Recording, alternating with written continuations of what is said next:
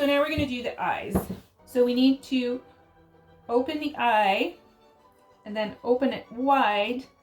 They have a third eye membrane, so they're going to close that. And to be able to put drops in, we have to be able to access the eye and not the third eyelid. So we're going to practice opening the eye without the third eyelid in the way. And then I'm going to show you a little technique to do it all by yourself.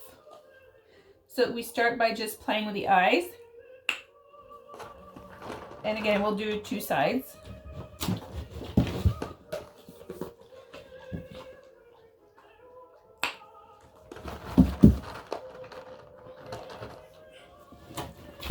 Their treats are right down next to me on the floor. Yep. I use kibble because for them it's treats. They don't eat this often. So opening a bit wider. And again, what we're rewarding is compliance. Don't pull your head away, don't close your eye. Can you come on this side? Go, go, go, go. Down. Down. On this side. Good girl. Good girl. So we're going to open a little bit wider. Good girl. She just sighed. That's annoying. Now, it's hard to do when the eye is healthy. So you can imagine when it's non-healthy and the eye is ill and we have to open this, automatically the third eye membrane shuts.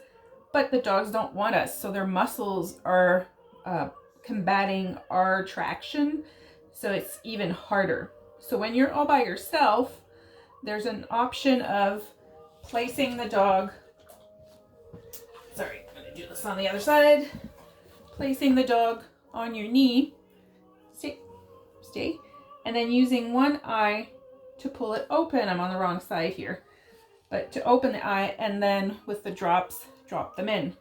So if I'm on this side, I use my left hand. If I'm on this side, I use my right hand. And with one hand, you can see that it's relatively easy to open.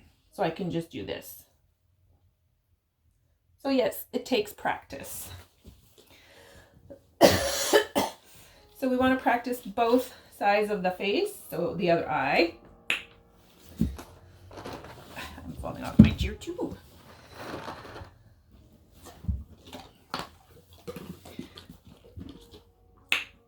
So you won't see because my arm is in the way, but practicing the same thing on the other side. It's practical to go see if there's gunk in there, if there's something that is hurting their eye. So if you don't practice this and then they're ill, you're going to fight with your dog, and this can result in a bite. So by practicing and having them used to doing this, well, I've been practicing with them since they entered my home. So Albert 10 years ago and Hariette almost 2 years ago now. So we practice every day so that if I need to clean or watch or see if something is in there before I go see the veterinarian, then all our job is much easier. And oftentimes we put in the drops and the dogs just see the bottle and run away. But if this has been trained, then it makes it a lot easier because they think they'll be trained. At the final stage of the training for the ears and the eyes, we can actually use either saline salt for the eyes or actual ear drops cleanser to clean the ears.